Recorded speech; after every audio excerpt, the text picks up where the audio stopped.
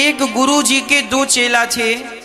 गुरु जी ने सख्त आदेश दिया था, बेटा किसी भी स्त्री का स्पर्श नहीं करना, भिक्षा मांग कर खाना है, राम नाम जपना है और किसी भी स्त्री का स्पर्श भी नहीं करना।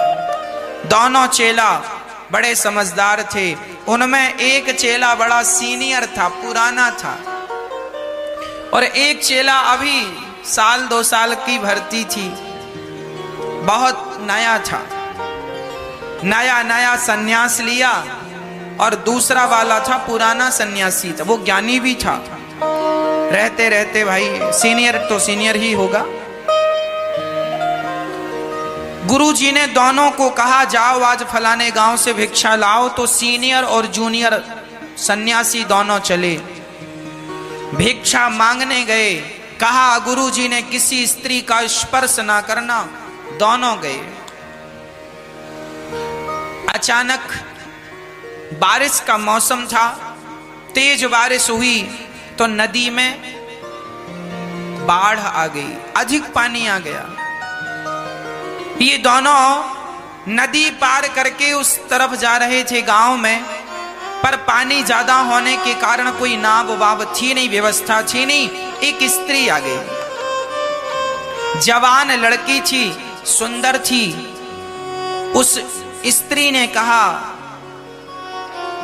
हमें पार लगा दो, हमें घर जाना जरूरी है, हम यहां कहां रहेंगे, हमें उस पार कर दो।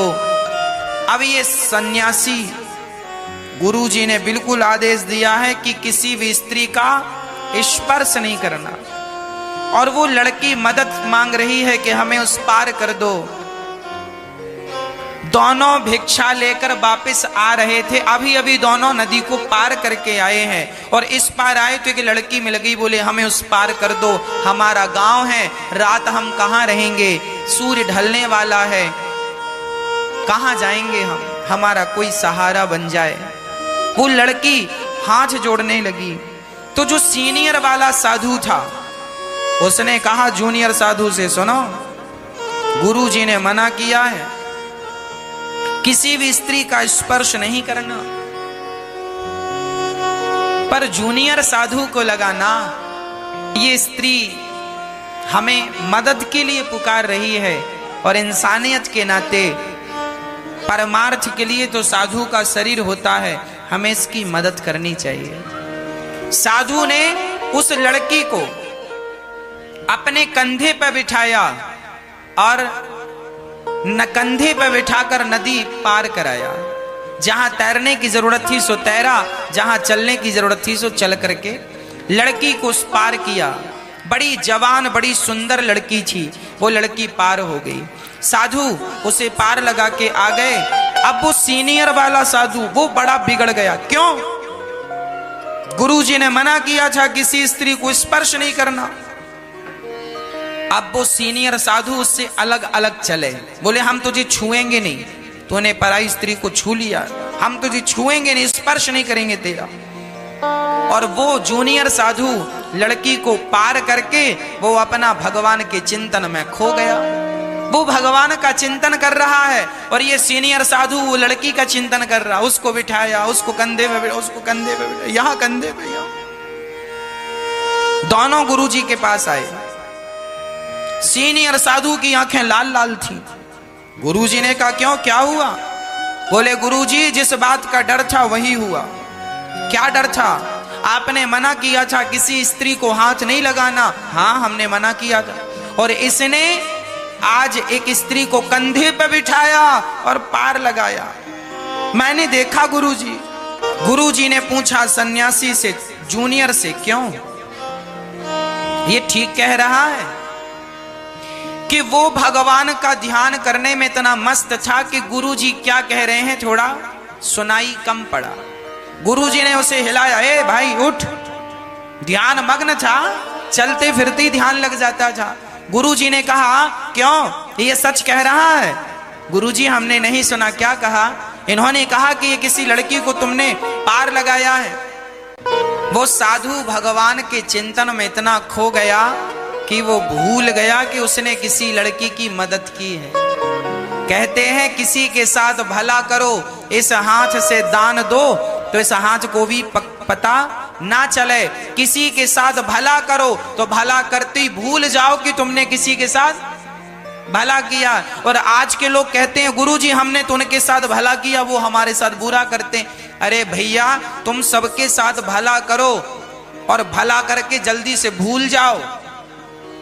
तुम्हें याद है इसलिए तुम्हें दुख होता है। और वो साधु ना बिल्कुल पक्का साधु था, भूल गया कि हमने किसी लड़की को पार लगाया, पर याद दिलाया, हाँ हाँ हाँ गुरुजी अभी घंटे भर पहले हमने एक लड़की को पार लगाया है। अब वो सीनियर साधु बोले गुरुजी कंधे पर बिठाया था इसने, कंधे मैंने देखा है। जूनियर साधु ने कहा गुरुजी मैंने तो घंटे भर पहले ही उसे अपने कंधे से उतार दिया, पर मेरे ये भैया जो हैं ये अभी तक उसे अपने कंधे पे ही बिठाए। मैंने तो उसका चिंतन छोड़ दिया और ये अभी तक उसी के चिंतन में। इसने छुआ नहीं, इसने उस लड़की को छुआ नहीं, पर चिंतन मेरे से ज्यादा किया उस लड़की का। और मैंने उसे छुआ पर मैंने एक रत्ती उसका चिंतन। बस मेरी माँ, एक पकड़ना होता है शरीर से, एक पकड़ना होता है मन से। संसार को शरीर से तो पकड़ा करो, मन से तो केवल भगवान को पकड़ के रखो। संसार को जैसे किताब, ये देखिए ये किताब बुक है, पुस्तक। ये देखिए बाहर ये कितनी किताबें हैं बोलो? एक। ये देखो एक है ना, एक है, पर इसके अंदर देखो पन्ने अलग अलग है। ये है एक, पर इसके अंदर सारे पन्ने अलग अलग हैं। कोई पन्ना किसी से चिपका, कोई कागज किसी से चिपका नहीं है। बस मेरी माँ, बाहर से तो एक रहो, सबके साथ परिवार के साथ एक रहो, पर भीतर से जैसे ये पुस्तक के पन्ने सबसे अलग अलग हैं, उसी प्रकार आप भी अपने जीवन में सबके बीच में रहकर सबसे अलग अलग रहो। भगवान से एक बने रहो, भगवान से जुड़े रहो, भगवान से जुड़ाव बना रहे।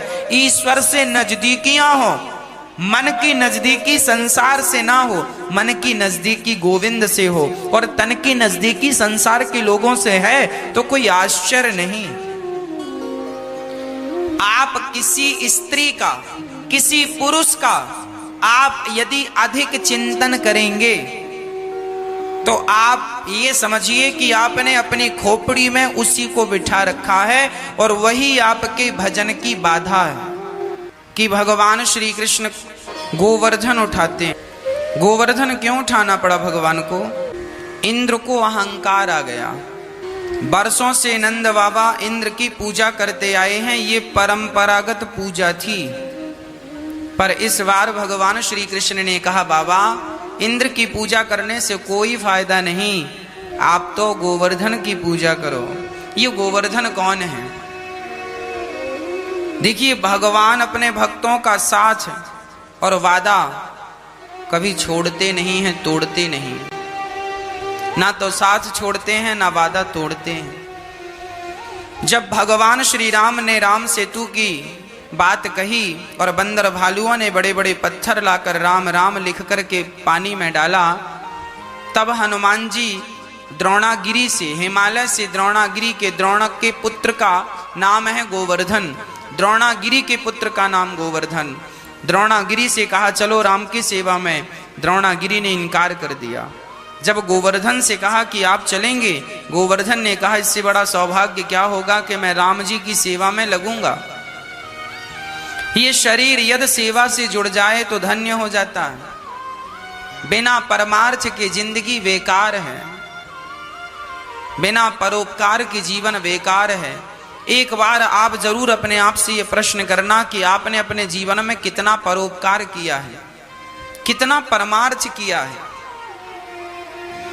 गोवर्धन चल पड़ा, हनुमान जी हमें लेकर चलो, हम जरूर राम जी की सेवा करेंगे। गोवर्धन को लेकर आए कि अभी हनुमान जी आकाश मार्ग से चल रहे थे, वृंदावन पहुंचे, तभी वहां से भगवान ने घोषणा करवाई कि जो बंदर जहां पर पत्थर लिया है वहीं रख दे।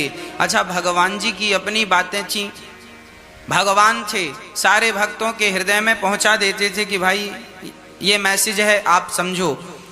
जब हनुमान जी को खबर लगी कि सेतु का कार्य पूरा हो गया है, तब हनुमान जी ने गोवर्धन से कहा, गोवर्धन अब हम यहाँ खड़े हैं सो आपको यहीं छोड़ दें। गोवर्धन रोने लगे, हे हनुमान जी, आप तो लाए थे कि हम राम जी की सेवा करवाएंगे, पर हम तो ना घर परिवार के रहे ना राम जी के रहे, बीचों बीच आपने छोड़ दिया। तब हनुमान जी ने भाव से राम जी से बात की, हे राम, हे भगवान, हे प्रभु, आप बताएं, गोवर्धन आपकी सेवा के लिए लालायत था, सारा परिवार छोड़कर आपके लिए आया, अब आप बताएं इसका इसके लिए क्या आदेश है। तब भगवान श्री राम ने कहा, हनुमान, गोवर्धन से कहो कि वो वहीं वृंदावन में रहे, हम अगले युग में द्वापर युग में आएंगे और गोवर्धन की तलहटी पर आकर गैया चराएंगे। ये चाहता है ना कि मेरे चरण इसके ऊपर पड़े, तो सुनो, मैं इसकी तलहटी पर गैया चराऊंगा तो मेरे चरण भी इसके ऊपर पड़ेंगे, और मैं स्वयं इसे गोद में, इसे हाथ में उठाकर इसका छाता बना करके मैं इसका मान बढ़ाऊंगा, क्योंकि ये मेरी सेवा के लिए आया है। हनुमान जी ने राम का मैसेज गोवर्धन को दिया और गोवर्धन इंतजार करने लगे, मेरे राम आएंगे। वही राम कृष्ण बनकर आए। और जब इंद्र की पूजा बंद हुई, इंद्र अहंकार वश ब्रजमंडल को डुबाने लगे। कई बार आपके दुश्मन ये सोच लेते हैं कि हम आपका बिगाड़ देंगे, हम आपका सब कुछ बिगाड़ देंगे, मिटा देंगे, पर याद रखना, इंद्र ने भी यही सोचा कि हम ब्रजमंडल को पानी बरसाकर डुबा देंगे, पर सारे ब्रजवासी जब भगवान की शरण में गए तो भगवान ने खेल खेल में गोवर्धन को धारण किया। और इंद्र अहंकार करते रहे, मैं पानी बरसाकर जिसे चाहूं डुबा दूं, पर पानी बादलों का खत्म हो गया। बादल दौड़े दौड़े गए, इंद्र महाराज पानी खत्म है, सारा स्टॉक खत्म। कहाँ गया? बोले ब्रज 84 कोस में गिरा दिया। अच्छा, ब्रजमंडल में गिराया, डूबा नहीं ना, वहां तो धूल उड़ रही है। इंद्र को बड़ा अहंकार। हम लोग भी ये अहंकार कर लेते हैं, हम तुम्हारा मिटा देंगे, हम तुम्हारा ये कर देंगे, हम तुम्हारा वो कर देंगे। अरे भाई, जब बनाने वाला भगवान हो तो कोई बिगाड़ नहीं सकता, और बिगाड़ने वाला भगवान हो तो कोई बना नहीं सकता। इसलिए कहता हूं, विश्वास संसार के लोगों पर ना किया करो, विश्वास भगवान पर किया करो। भगवान ही बना सकते हैं और भगवान ही बिगाड़ सकते हैं। ज्ञानी मूढ़ न कोय, जेहि छन जस रघुपति करहीं। जिसको भगवान जब जैसा करना चाहें उसे वैसा कर दें। कोई कहे कि मैं ज्ञानी हूं ना, जब तक भगवान चाह रहे हैं तब तक तुम सीधी सीधी बातें कर रहे हो, तुम ज्ञानी कहला रहे हो। और भगवान जरा तुम अहंकार कर लो तो भगवान जरा बुद्धि घुमा देते हैं, तो आप उल्टी बातें करने लग जाते हैं। और आपकी कहते हैं, बातन हाथी पाइए बातन हाथी लात। भगवान जब चाहें सो ज्ञानी बना दें, और भगवान जब चाहें सो मूर्ख बना दें। भगवान, आप यदि ज्ञानी हैं तो अपनी विद्या के बल पर नहीं, ईश्वर आपसे कहलाना चाह रहे हैं सो आप कह रहे हैं। अच्छा ये बताओ, रावण में ज्यादा ताकत थी कि बंदर भालुओं में ज्यादा ताकत थी? आप बताओ, हम आपसे पूछ रहे हैं, किस में ज्यादा ताकत थी? रावण की सेना दमदार थी या राम जी की सेना में कौन था, बंदर भालू? कौन ज्यादा ताकतवर थे? रावण की सेना ज्यादा ताकतवर थी। रावण की सेना में ज्यादा बल था। रावण के राक्षस बड़े बलशाली थे, मायावी थे, बंदर भालू थोड़ी मायावी थे। पर देखना, लंका वासियों की ताकत जब रावण से जुड़ी तो लंका वासियों का नाश हो गया, और बंदर भालुओं की ताकत